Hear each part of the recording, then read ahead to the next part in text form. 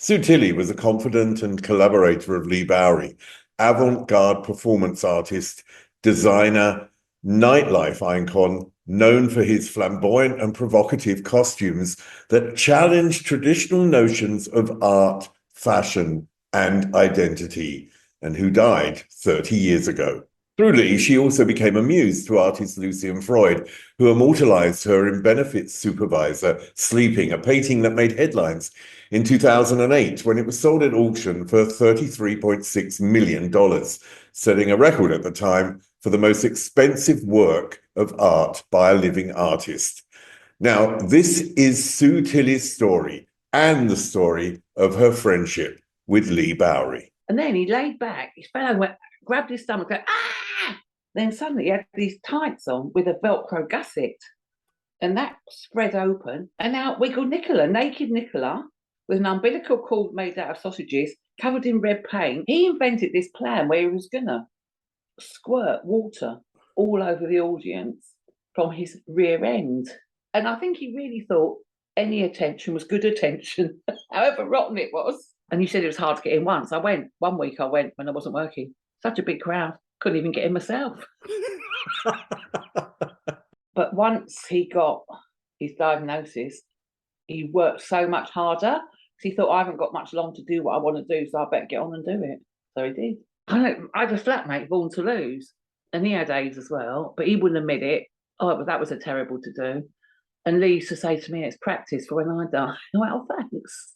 And it all happened on New Year's Eve. So New Year's Eve, imagine everyone was buzzing that Leigh had died, and they had no idea he'd been ill, so they were really shocked. Do you think he fulfilled, by the time of his death, he really fulfilled his creative promise? Don't go away. Sue Tilley's story coming up. Just time for me to ask you, please subscribe, like, become a member. If you become a member, you help me continue with this podcast. Okay, let's get on. Here's Sue Tilley.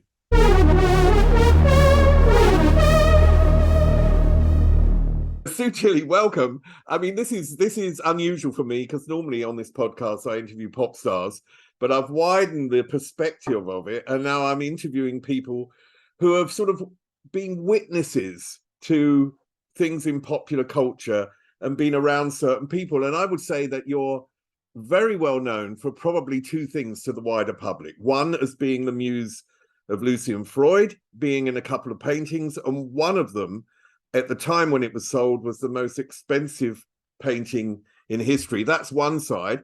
And the other side, of course, is being a friend of Leigh Bowery until his death in the 90s, and then writing a book about his life. Yes.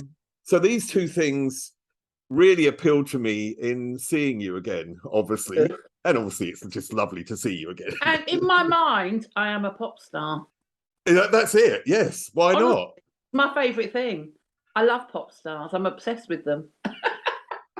But I want to start with you growing up and your family. Were your family culturally interested in any way? What sort of surroundings were you brought up in? Well, I was thinking about that this morning, bizarrely. Very nice middle-class family. No trouble, no strife. They were so nice and so good. Like, I don't think my mum's done anything wrong in her whole life. You know, they were just such nice parents. And we had all that, until I was 6, I lived in a big house in Paddington with my auntie and uncle and my cousins as well. So that was lovely. So I had ready-made friends. My nan and pop would come every week, or we go and visit them. And it was just lovely, really. And I can't really complain. But, you know, when I'm out with my friends and they're all going on about their terrible upbringings, I always feel a bit left out, and I have to say, well, I can't really complain. It was lovely. Well, that's nice to hear. It was a bit odd later on in life, not me, but you know. But yeah, but, so just a lovely being taken to museums, being taken up to London, always been entertained, but a lot of time left to do what we wanted to do, you know. And their thinking was very open, or was it conservative and closed? No, they were quite. Well, they voted Liberal. Didn't mean they were Liberal, but you know, my mum was quite prudish and everything. But because she was so simple in life, I could get away with murder, and she didn't realise what terrible mischief I was up to. I mean, I heard that you were fascinated when you were living in Paddington with the prostitutes that were down the street. Can you tell me a little Oh, bit about that? yeah. So I used to look out. I mean, I lived there till I was 6, but I loved it. And I used to sit out of our window, and we were on the corner of London Road and Sussex Gardens. And I was obsessed with Black Mariahs when they come along and pick up the prostitutes. I didn't really know what prostitutes were, and drunks. I knew what drunks were, falling flat in the street. And they used to hang around outside our house, and I just thought they were quite glamorous. But my cousin, who's the same age as me, she lived there exactly the same. She hasn't got that strange obsession. I mean, it does seem that you were always fascinated with the, let's call it the other side of life. I mean, for us, for you and for me, it's also a normal side of life. Do you know what I mean? It's not that different. Normal. Yeah, okay. It is normal, but then I realised that 95% of the world, it isn't normal. I always find I have trouble fitting in with proper people, if you know what I mean. What's your own personal connection in your youth to art? Well, I trained to be, well, I loved art. I loved drawing. I was always making my mum give me and my sister drawing competitions, which I was one because I was 4 years older than her. But anyway, I like winning. And then I remember when I was 11, we went on a school trip to Holland. I've never been so excited in my life. I've never been abroad. And we went to the Rijksmuseum, and I kind of fell in love with that painting, The Night Watch by Rembrandt. And I bought the book. I think I've still got it, the book of Rembrandt. I must have read it about 10,000 times. Still can't remember anything in it still. But and then I studied art A level, which I got a grade A. And then I went to teacher training college for some unknown reason. I don't know why I went. It was so boring and trained to be an art teacher. But to be honest, the 3 years that I was there, just like a blur to me. I had a proper boyfriend, and I just knew it wasn't for me really deep down. But I'm always one. I stick things out, so I stuck it out. What did your parents want you to be? They're not fussy like that at all. No, never really didn't mind. They were never ones to force us to do our homework. I mean, we got told off for messing about, but they weren't like pushy or anything. But I remember going to a school open evening one night or something, and the art teacher said, "Yes, I could imagine Susan being an artist in later life," which actually turned out to be true. But I think my dad was a bit horrified about me starving away in a garret.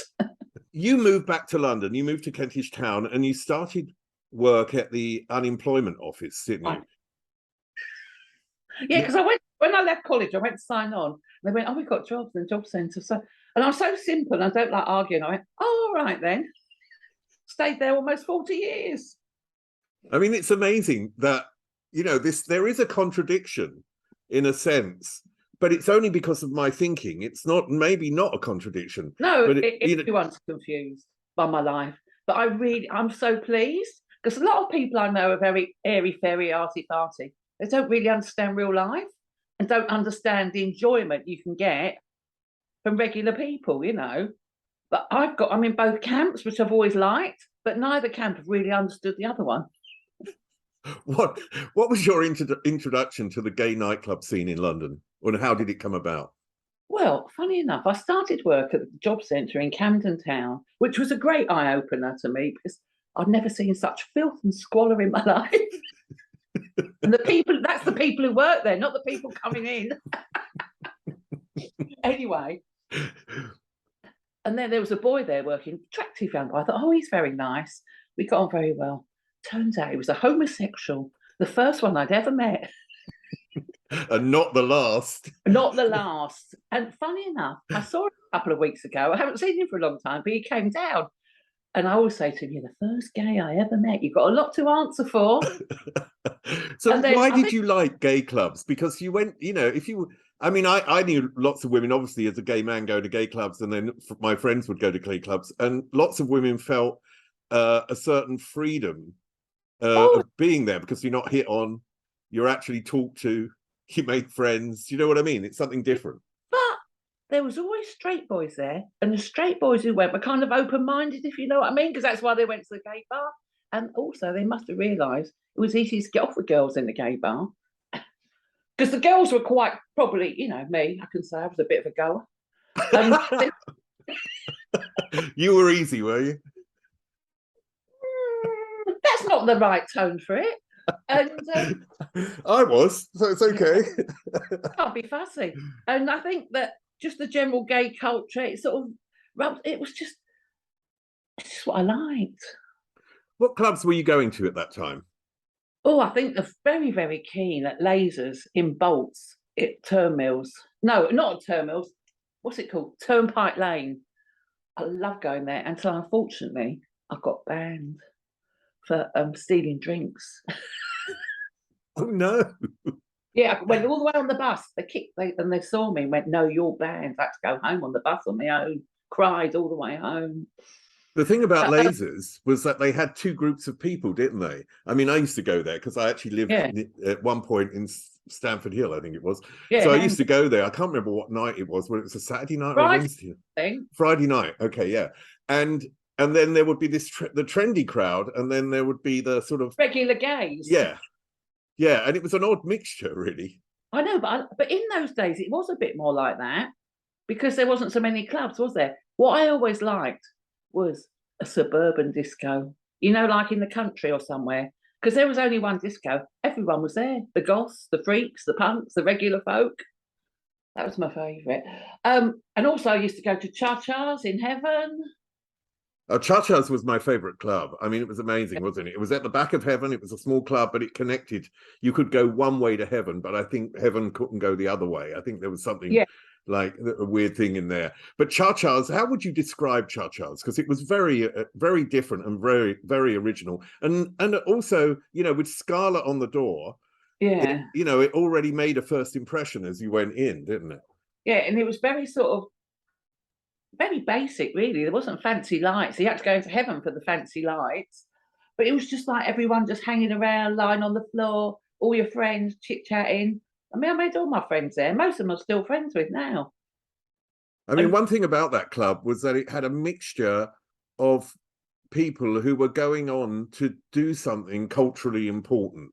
You know, it had film directors or people that would become film directors, fashion designers, pop stars. The mixture was incredible. I know, and I always think I'm so lucky because I think in my life everyone's had their life living around discos. You know what I mean? And those sort of people, but they don't, do they? Like someone the other day told me I was the most famous person they'd ever met, and I was going, "Oh, bless you." Oh, Tell me about who were in that club, because as I mentioned, Scarlet on the Door was, of course, at that moment known for being in the video Church of the Poison Mind. She was a model, yeah. and she was on the front of the Face and was the ID girl. It was, she was everywhere. And inside the club, who was inside the club? I remember the Trindies, Paul Darbyson and Jimmy Trindy, always in there. They used to do cabaret acts. And then, of course, there was like John Mabry, filmmaker, Bailey Walsh, who is now directing ABBA. How exciting is that? I'm beside myself that my friend has directed and invented that ABBA voyage. Hazy Fantasia in there. I don't think Spandau Ballet went to Cha-Cha's. They were a bit too straight. But they used to be down the beat route. Of course, Philip Salon, Boy George, John Galliano, the whole world of fashion. Body Map, John Richmond, of them all, really. No, it was incredible. When did you meet Leigh? Was it there or somewhere else? Charles. Because in my house, I lived this house in Kentish Town, it was an old squatty house, and everyone there was like mad. And my friend knew Stephen Luscombe from Blancmange. And so he said, "Oh, you must come to Charles, you'd really love it." So I went, and he introduced to me Leigh, and that was that. Yeah, but tell me, what was that? What was the connection, and what did you think of him? Well, to be honest, we have very similar upbringings because his mum and dad went to church. His mum and dad were in the Salvation Army. They were really nice and good, good people, and brought him up properly. Funny enough, I'm doing a lecture about him Sunday. So I've been rereading a lot of stuff I wrote about him yesterday. And, they always wanted him to do well and encouraged him, were, nice, took him out, took him to museums. So we had that similar upbringing, but we're still really mischievous and naughty. We kind of knew we were being naughty. Like some people are just born naughty and they can't help it. It's just it's just what they are. when we knew we were misbehaving. Found it amusing. He became such an iconic figure in London of that era, and of course later on, even more important after his death, I think.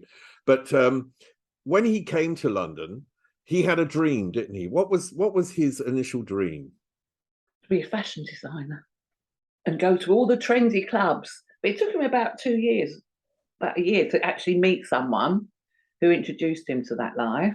Because when I met him, he was just a regular boy. He wasn't Leigh Bowery as such, if you know what I mean. He was just Leigh going out, hanging around with Trojan and David Walls and trying to do fashions down Kensington Market. Yeah, I remember going down to Kensington Market because I'd met him, and I'd actually, I can't remember what the first meeting was. I think it's when I snogged with him in the Camden Palace. Oh, you devil.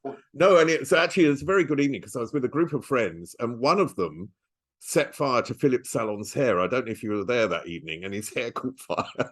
And we all got beaten up and thrown out the club very unceremoniously, with Philip Salon telling us we would never, ever, ever get into another club in London in our lives. So that was my first meeting with him, and it didn't end with sex, obviously, because we'd snogged in the club and had planned to meet afterwards, but it never happened. But then I went down to Kensington Market because I wanted to do a feature on him for Capital Radio from where he lived in the block of flats. Yeah. Where was that exactly? That was Farrell House in Ronald Street, just off Commercial Road.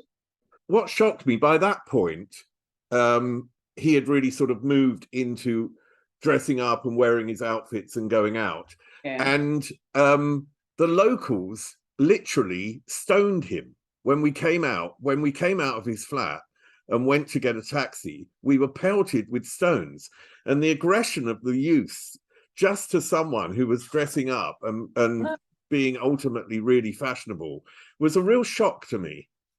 I know. Well, you know that the local cab company, when they got a new driver, they used to send them to pick him up to their initiation. How did he deal with all that? Because there were two sides. There was an adulation side, and there was a very heavy aggression side. How did he deal with that? I don't think he ever really affected him because he just was above it, if you know what I mean. And I think he really thought any attention was good attention, however rotten it was and unpleasant, But that's what.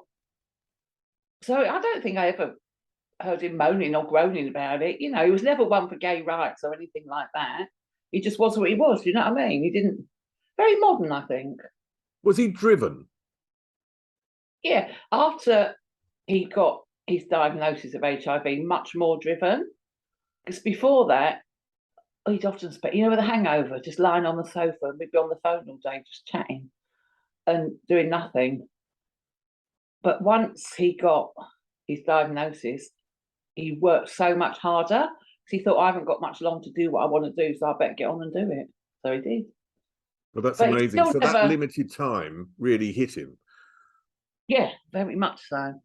And he didn't want anyone to know. He didn't want anyone to feel sorry for him. He didn't want people to go, oh, he's only doing that because he's sick in the head, things like that. He just wanted to be accepted for him, not for what he had. I mean, it's hard for anyone today to really understand how much AIDS was prevalent. I know. In the 80s. I mean, we don't, it's like, okay, with COVID, it's then you sort of realize how bad it can be. And then, but AIDS was this thing. And I remember like knowing people and then not seeing them and then talking to someone in a club and asking, oh, where's so-and-so? And they would say, oh, don't you know he died? And this would be this sort of continuous thing over years of people also, disappearing. How did you deal with that period yourself? Well, it was quite frightening, wasn't it? When it came out. And it was horrible that it was more, I think with COVID, because anyone could get it, there wasn't that nasty picking on people. But because AIDS was mainly gay people, thought if they touched them, they would catch it. It was petrifying, And, but horrible things. I'm a sort of person, I forget about them after a while. I forget how horrible it was because I like to be cheerful in life. But yeah, it was horrible. And I spent a lot of time going to funerals. It was like a social life. Whose funeral are we going to this week? But it was horrible. I've been several people I saw a couple of days before they died, and that was so horrible. But I had a flatmate born to lose, and he had AIDS as well, but he wouldn't admit it. Oh, that was a terrible to do. And Leigh used to say to me, "It's practice for when I die." I went, "Oh, thanks." Oh So I was God. really involved in it all, but I felt once I phoned up Terence Higgins because I needed some help, and they were so horrible to me. I really took against them. I was only going, "Look, I'm worried. I know I think my flatmate's got AIDS, but I don't know what to do about it and all this." And they went, "Oh, it's his business. Just leave it alone." I'm going, "Oh, thanks." I was only trying to be kind. I wasn't going to be horrible to him. You mentioned lasers, and I interviewed, and I can't remember who I interviewed, but I had to go back to that club to interview someone in the They're club still as a there. location. And well, the club had stopped in that sense, but the owner was there. And I asked him, and this was in the early 90s, and I asked him why he shut bolts or lasers or whatever it was called at that stage when we were going to it. And he just said to me straight, everyone died. And it was such a shock to hear that. I mean, I know, he said to me that he'd given up going to funerals because he'd been to so many. I know. And it was something that really decimated, the whole gay community, or whatever you want to call it, at that period. I didn't hang around in the world of Earl's Court, but I think all the clones and that, I don't think there are any left from what I heard. One day I invited Leigh Trojan, and there was another guy who... Walls. Sorry? Walls. Yes. So I invited those three round. They came on the 171 bus to, oh God, where did I live? Somewhere Tottenham way. And I did a film with them. I was thinking, like, I'm going to be a film director. So I borrowed a small camera and started to film them eating cream cakes and doing the ironing. That was my big idea at the time. Oh, yeah. Very avant-garde. Very avant-garde, yeah. Trouble was, I recorded it on a cassette, an 8-track cassette, I think they were called. And my boyfriend at the time taped Terminator over it. So I lost it, and I could have killed him. It would have been such a brilliant thing to have today. But as you know, Leigh was also involved in my show, because I had a chat show on MTV, Take the Blame. One week, Godley and Cream were supposed to be on the show, and they turned up early. And the moment they saw Leigh, they absolutely freaked out, because they had been at the Fridge either the night before or a few nights before at an AIDS benefit. And Leigh had done a performance there. Can you tell me about that performance and what happened? I wasn't there, but I feel like I was, because I've heard about it so many times. He invented this plan where he was going to squirt water all over the audience from his rear end. So he roped in Bailey Walsh, the one who's now directed Abba the Voyage. I think they're going to be really pleased to know about this. Oh, don't worry, he's told his story. There's worse things than that. And so Leigh comes on Bailey's shoulders, and he'd squirted all this water up his bottom beforehand, that he was going to then he was very physical with his body. Then he was going to squirt this clean water out over the audience. But unfortunately, he didn't realise that it acted like an enema. So when he squirted it out, it was like poo, and all that went over the audience. Well, it didn't just go over the audience; it went directly over Kevin Godley and Lowell Cream. Oh, did it? And yes, it went all over Bailey. And I think they were wearing, well, they were at the start white suits, but I don't know what colour they were at the end. Because I went out for dinner with Kevin Godley a few years ago, and I mentioned that to him, and he said, "Oh my God, I put that in a corner of my mind, never to remember it again." Well, I never knew they were there, so that's an added bonus to add to the story. But then there was a letter in I think the pink paper. I went to the Fridge. I was horrified at what I saw when Leigh Bowery squirted this all over us. Signed, an angry lesbian. Leigh had written it himself. Oh, how brilliant. He used to say, isn't it? It's not how many inches, it's the size of the column or something like that, to do with press in that case. The other thing about that show, which I think was really fascinating, and for me it sums up the 1980s, when that show nearly got to the end of its run, MTV had said to me, "Oh, it's a little bit gay." And I was thinking, well, hang on a minute, fuck you. I'm gay, Yeah. Leigh's gay. I'm going to invite everyone who's gay on the show. So I invited the Communards, Julian Clary and Fanny the Wonder Dog, who apparently is a lesbian, and Nina Hagen, who I thought was a lesbian and isn't. The managing director of the channel screamed, "Get those faggots off my channel." Now, this is in 1988. And for me, that really summed up that era of the 80s. We lived in a bubble when we went out. Yeah. But in our work and in the other parts of our life, if you were gay, it wasn't acceptable, was it? So for you to be in that scene was also a good statement. I know. Whereas now you can't move for gays on the telly. I mean, some programs I look at the people on the telly, go about over half of them are gay. It's all the rage. every woman wants a gay best friend now. You could give a few away. You got That's why so I always many. say, when my friend, I went, I've got plenty. Which one do you want?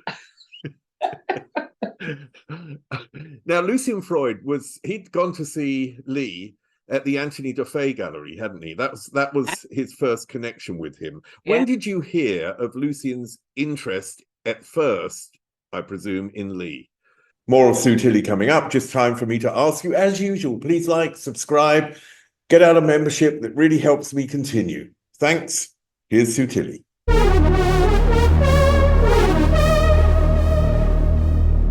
I don't know if I saw him at Anthony Dufay because I didn't know who he was, so I might have done. I don't know. But then Leigh told me he was working for him, and I hadn't even heard of Lucian Freud. But when sometimes you hear of something, and then suddenly you find out everything about them. So you read the paper and their names mentioned, so I quickly learned who he was. And yeah, Leigh, he changed his life working for him, really, because it was someone really proper. It was like really important, sort of, in the art world. So did Leigh's mentality change as well at that moment? Yeah, he got much more posh, if I can say that word, because he ended up talking. When he spent time with people, his voice changed. So he ended up talking quite posh. Thought he was rather better than everyone else in a way. And how did Leigh rope you in? Was that the way it happened? Yeah, because Leigh always liked to encourage people in life. He was very good like that. He liked to help other people get on and achieve whatever. And he thought I shouldn't really be working in the Jobcentre. So he put the idea into Lucian's head that he should paint me, because he's quite clever, and he realised that Lucian liked to think he made up his own mind. To be honest, they were both control freaks, but Leigh had to get me into the conversation so Lucian would think it was his own idea to paint me, even though he'd never met me. So anyway, I was invited to a lunch at the River Cafe, and obviously I passed because next week I was modelling. So how was it to model for Lucian Freud? I mean, he had a terrible reputation at one point. I know. Well, Leigh always going, he'll be after you. He loves all the women. He was never after. I wasn't his cup of tea, and he certainly wasn't mine. So I think it was easier for me because there wasn't that sexual frisson in the air, because a lot of his models are all in love with him, and it was all very tortured. But I was just, all right, hi. I just talked to him like another person. But it wasn't like people sometimes think, we go there, oh, hey, let's start work on the most famous painting in the world. But it wasn't like that at all. To me, it was just like going to work, really, with the added bonus of a bit of nice food and chit-chat. Were you and Leigh painted always separately? Was there always, you were never at the same time? The first painting, we were meant to be in together, and he started with Leigh in it, but then he got a job doing some play, The Homosexual, so he had to go away a lot, so Leigh kicked him out and changed him into his dog on the bed. So evening in the studio, it's me, Nicola, and a dog, but the dog was previously Leigh. And but we weren't there at the same time, if you know what I mean. He'd do a day and then I'd do a night, and we put a little note. We were both sitting on the same sofa that was full of holes, so we put little notes in the holes and things like that for each other. Then he'd ring me up and he'd tell me terrible lies about what he'd done with Lucian. And the next day I'd ask him, no, I never did that. No. No, Leigh was quite, he would always come in and tell gossip about people, which when he used to come into the show before we went on air and talk about people, and you never really knew whether it was true or not true. It was always something that could have been. 80% of it had been made up. After he died, I was working in nightclub. Someone came downstairs. I screamed. Leigh had told me they died, still alive. But the things he used to make up, the imagination was amazing. Now, these sittings that you had to do for this painting, how long were they, and over what time period? Right. Well, the day pic. I started off doing a night picture, and that was about like 6:30 to about 1 a.m. He would have gone on longer, but I said no. I've got to go up to work. 1 o'clock's the latest I'm working. So that was the first one. But then all the others were day pictures, and that I'd have to be there about 7:30, and I'd leave about 3:30. And that was like 2 or 3 days a week. Then sometimes if he was really desperate to do a bit, he'd ask me to take a week off work, and I'd go every day. Were you always aware of how the painting was building up? Oh yeah, because they're so huge, I could see it the whole time.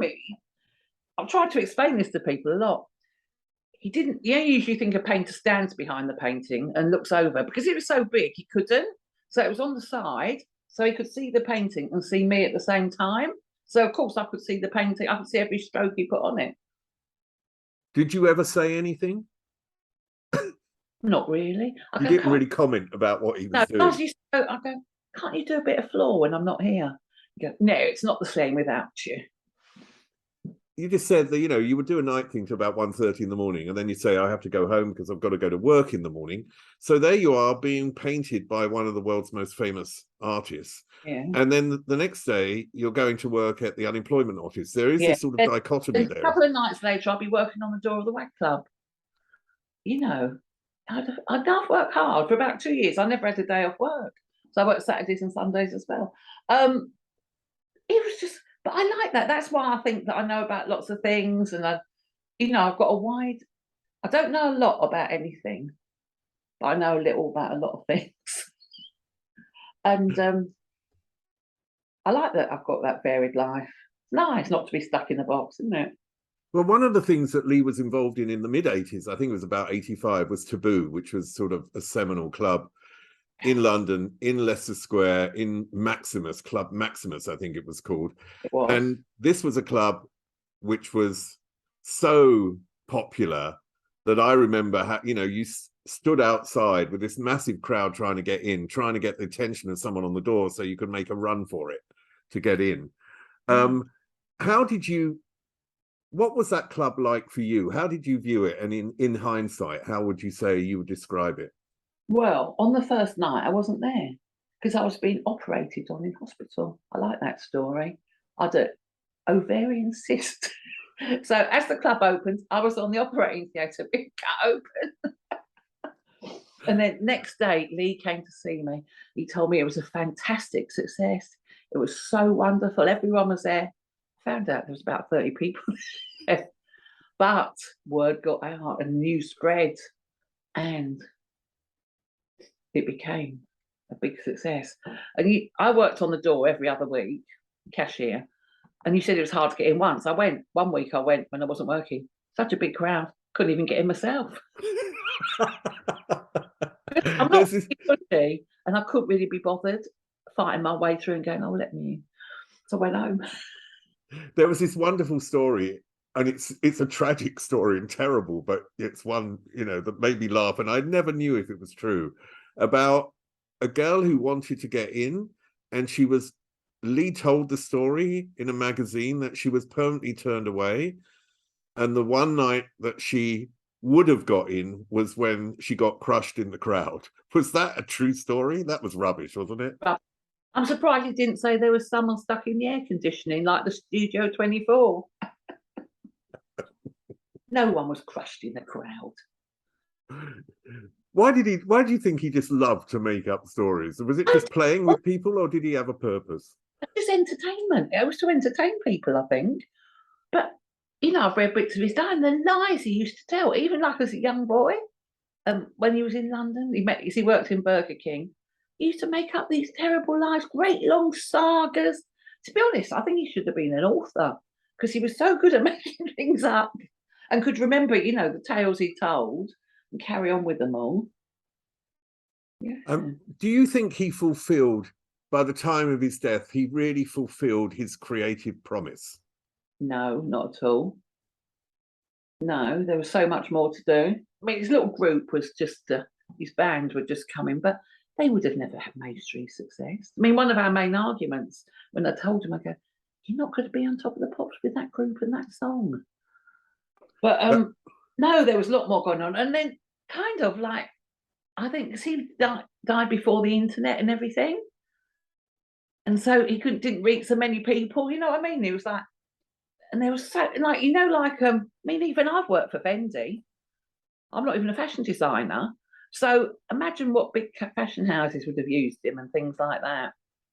I mean, just to say what the song was, because in case people want to look it up, it was Useless Man, and the band was called Minty at that point. Yeah. And yeah, I mean, those lyrics. Yeah, they're not exactly Radio 1 friendly. No, but fantastic. He was also, he very much moved into doing performance art as well, didn't he? Yeah. And he did this fantastic piece with Nicola.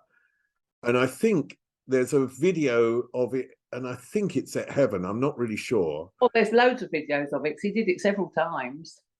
Did you see it live? Yeah, and he didn't tell me what it was. He goes, come on, you've got to come. You'll be surprised. You'll be really surprised. And I couldn't believe it.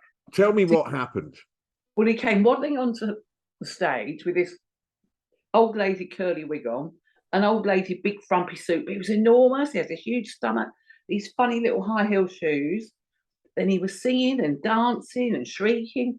And then he laid back. He fell over, grabbed his stomach, went, ah! Lay back, waved his legs in the air. Then suddenly he had these tights on with a Velcro gusset. And that spread open. And out wiggled Nicola, naked Nicola, with an umbilical cord made out of sausages, covered in red paint to look like afterbirth or placenta.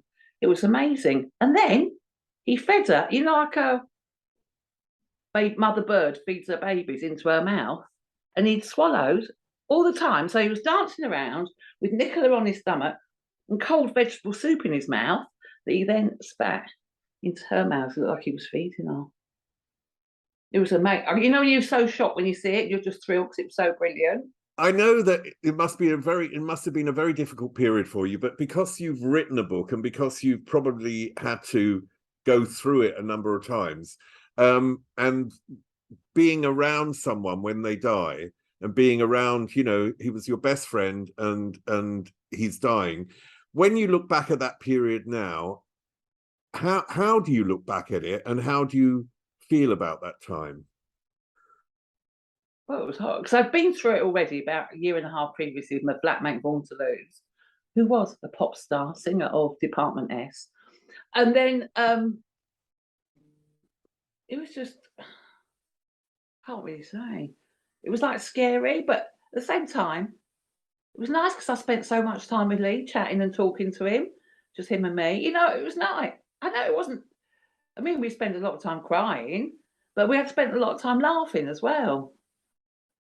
And I was busy, you know, I was working for Lucian, I was working at the Jobcentre, I was going to see Leigh, I was going out. I didn't really have any time to stop and think. But I remember, you know, just walking down the road and you're not sobbing, but you know, like tears just come out of your face. I like that feeling. Yeah, so it was like, and then when he died, it was such a, I had so many people ringing me up because nobody even knew he was ill because we kept it secret. And it all happened on New Year's Eve. So New Year's Eve, imagine everyone was buzzing that Leigh had died and they had no idea he'd been ill. So they were really shocked. You know, like some people, you knew they were ill. So when they died, it wasn't a shock. This was, and so I was kind of kept busy by all the goings on. I mean, you were asked to write an obituary, weren't you? And that was the thing that triggered the idea or triggered actually getting a book deal, you know, to write a book. I've never had ambition to do all these things, but I've done them by mistake, with no work on my half, if you know what I mean. When you think of all these people sit desperate to get books written and published, So yeah, so the Guardian said to me, "Would you write an obituary for Leigh?" Which I thought was a bit weird, but I thought I can't do that, and I thought yes, I can. Leigh want me to do it. I can do it, and so I did it. And although I wrote the words like piss, poo, and vomit in it and everything, it went down very well. And then I think someone read it and or knew someone. Oh, yeah, this guy was Robert Violette was doing the big coffee table book about Leigh, and he went to Hodder and Stoughton and said. Then they said, "Oh, we don't really do this kind of book. We'd love to publish a story of Leigh. Do you know anyone who could write it?" So she says, "Oh, she wrote the obituary. She'll be able to do it." So I just got asked to write a book. Bizarre, isn't it? Well, it's bizarre, but it also must have been an immense challenge at that time, Yeah. and also an emotional challenge. And I just wondered, Yeah. how important was it for you to be able to document his life? Oh, I think it was very enjoyable because I didn't do it in an intellectual way, as you can imagine. It was just a chit chat. And lots of people I know, it's the only book they've ever read. And they've read it several times because it's easy to read. It's got a lot of information in it, a lot of funny stories, very sad ending. And I don't know. I didn't really know. I didn't plan. Luckily, I had a computer, which was hardly anyone had computers in those days. But I was one of the first people to get one, so I could. That was good. So I had that. That helped. And then I just thought, well, what should I do? So I just thought I'll interview a few people. So I went and saw my friends. That was really enjoyable.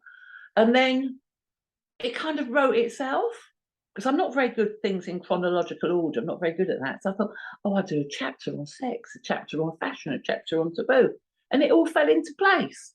And I did cutting and pasting. Bob's your uncle. I wrote a book. What was the thing that you found out about Leigh that you didn't know before that surprised you? I don't really know because I've forgotten. Because if I knew, I know it so much now, I wouldn't know that it was a shock to me to know it, if you know what I mean. I mean, you said that it had a very sad ending, obviously the death, but then it had this beautiful vision at the end of where he would be today. Could you tell me about that? What they said had to tell everyone he'd gone to Papua New Guinea. Yeah. I'm a pig farmer. Why? I don't know. Yeah, no, it was this vision of him dancing with the natives in one, Yeah, one of his wonderful costumes, and bossing yeah, them about, telling them what to do, being in charge. Yeah. But you know, he's left a legacy. I'll try and keep it alive for him. He would have been 60 last year. No, this year. Are you in contact with Nicola? Well, I see her, but we're not really, I'm not friends with her. Do you know what I mean? But yeah, because there was that lovely exhibition earlier this year, wasn't there? And so I saw her there. It's nice to see her, but like some people you just don't get on with. They're not really. But I don't feel anything horrible towards her or anything. And if I see her, I'm happy to see her. I mean, just to explain to people, Nicola Bowery is married to Leigh, and Leigh She's married her to sort of secure his work and legacy in a way. That was partly Well, that, wasn't it? he told me it was so she'd be there when he was ill. She wanted to because I think she had a boyfriend and he wanted to make sure that she'd be there to look after him when he was ill. But then he told her it's tax. He told people all different reasons why he did it. But anyway, he did do it. Despite asking me to marry him several times and planning if I was 40 and not married, he'd marry me. But by then, I knew he was married to Nicola. But he didn't know that I knew she was married. So I played him his own game. Bloody hell, it's confusing. I know. When we got the first day I took him to the hospital, he went, Sue, I've got to tell you something. I went, it's all right. I know what it is. He went, you bitch. You knew all along. I went, yeah, I can keep a secret. But I kept his secret as well. So I mean, that period after Leigh died, and then there was a book. I don't know what you were doing between then and the day that the one painting was sold for how much was it? 37 million, was it? Something like that? Pounds? Yeah. That day, I don't know what you were doing between that period, but can you tell me about that day when that painting was sold and how that then changed your life? It completely changed my life. I was working away in the Jobcentre, minding my own business. And it was on 4 floors in Denmark Street, you know, the pop music street. So that was very nice. I like working in pop music street. And then what happened was someone rang from downstairs, go, oh, the evening Santa to come to see you. And I'm going, what do you mean? I thought it must be something about work, you know, about Jobcentres or something. So I went down to see them. I went, oh, did you know that your painting's going to be sold? It's going to be the most expensive painting in the world. I went, what? How do you know? It's not even sold yet. It's a bit bizarre. They went, oh, yeah, Chrissy's told us. They always give the heads up. I went, they haven't even told me. Oh, you know, when you're quite shocked that you're so inconsequential to Christie's, they don't even bother telling you. And I just thought, oh, and I thought it was like maybe candid camera. It was a joke. And I went up, I ran up, I said, oh, we're sending the photographer around. So I'll go upstairs and put some makeup on. I got on the internet quick, nothing there. I'm thinking, it's a bit odd, isn't it? So anyway, I had the picture taken, that was fine. And then next day, I woke up in the morning, I was going, do you remember Tallulah? No, a stately homosexual. It was his funeral. And that morning, I was still in a bit of a buzz going, what's going on? It's weird, I haven't heard anything. And then suddenly my phone didn't stop. It was all these papers, newspapers. I think even Christie's might have actually phoned to say, I think they wanted me to do something for them. That was it. And then we went to the funeral, and then the do afterwards at the Green Carnation in Soho, and everyone was waving the Metro, or the evening, I think it was the Metro, and I was on the front page, Jobcentre clerk, and I was going, it's a bit weird. And from that moment, my life was never the same. What did you think of the title? Because also the title sort of plays against the piece in a way. What, Benefits Supervisor? Yeah, Sleeping. He told me to ask work if I was allowed to use it, that name. Asked them, they went, no. You still used it. But I didn't ask anyone official, just my manager, you know. He said, oh, I don't think you should, but none of their business really, is it anyway? But I just think it's, you know, I wish it was called Glamorous Lady Sleeping. In what way did it change your life, though, in the long term? I mean, I did bits and bobs before, little jobs and that, but in the world of I love little jobs like this. You know, a little chit chat with someone. And then little funny things. I was in Hello magazine, and every now and then I do little telly jobs, and I love that. That's always a bit jealous of Leigh in his little jobs. And now I've got little jobs. I don't want a big job. And then people are nicer to you, I found out, if you're a little bit famous. And famous people are much nicer to you. It's really weird.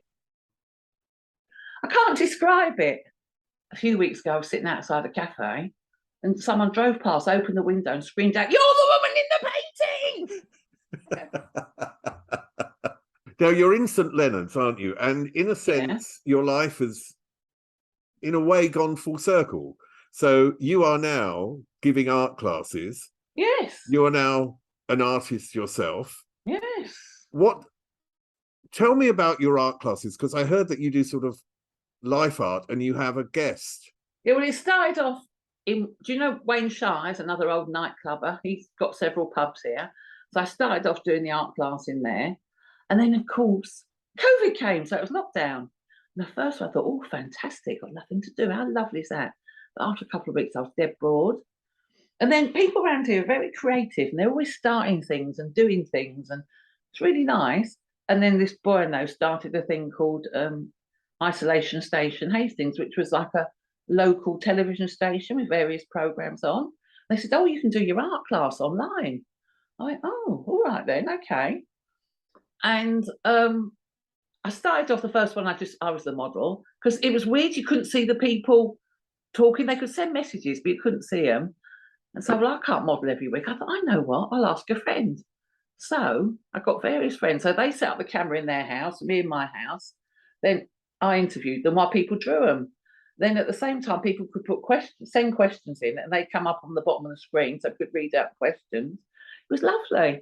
It was nice because I got to know some of my friends a bit better, and asked people I didn't know so well, found out their business. It was a mix of local people, and then we had people from abroad do it as well. And it all came out very nice. And we just had because of COVID, we were going to have an exhibition. It kept being put up, but there was a big exhibition in the local museum of all the paintings that people did in it. And then people came and they hadn't actually met each other before. So it was really lovely because they could meet the models in real life and then the other people doing the drawings. So it was a bit emotional. It was a bit emotional. You know, as I said, it's like a sort of full circle thing that you've come back to something that you were interested in when you were very young, and then you went off into the nightclub scene. Sorry. I never trained to be an art teacher. Then I finally became one 40 years afterwards. Yeah. And I think there's some sort of beauty in that. And it also sort of shows that and I don't know whether you agree with this, but the events in your life and the people that you knew did have an impact on you eventually. What would you sum up that impact and the value of those people that you've met in your life? What I always, if I sometimes do talks at colleges and things like that, and my advice is to everyone, go out, get drunk and meet people. Because I think it's all very well being marvellously talented. If you don't know anyone, you're not going to get anywhere. It really is who you know. And those people inspire me. Then they do things you think, oh, that's interesting. Then they ask me to do something, help them and that. And it's so lovely that so my friends, the ones who haven't died, are all really successful and doing well, especially into our 60s, which you wouldn't think. I mean, when I was a child, I wanted to be that writer, fashion designer, artist. It's all happened since I'm 60. I'm glad it has. If it happened when I was young, I'd have been a complete monster. Well, Sue Tilley, it's been wonderful talking to you, and also, some of the memories are also, of course, close to my heart and memories for me. They are. So it's been a really great experience, and I just love the fact that you look so well, and you still got your humor and charm, and you are exactly the same person who I used to bump into. So are you. Up there is an interview I recommend. Down there is where you can find all the podcast interviews, and here is where you can connect.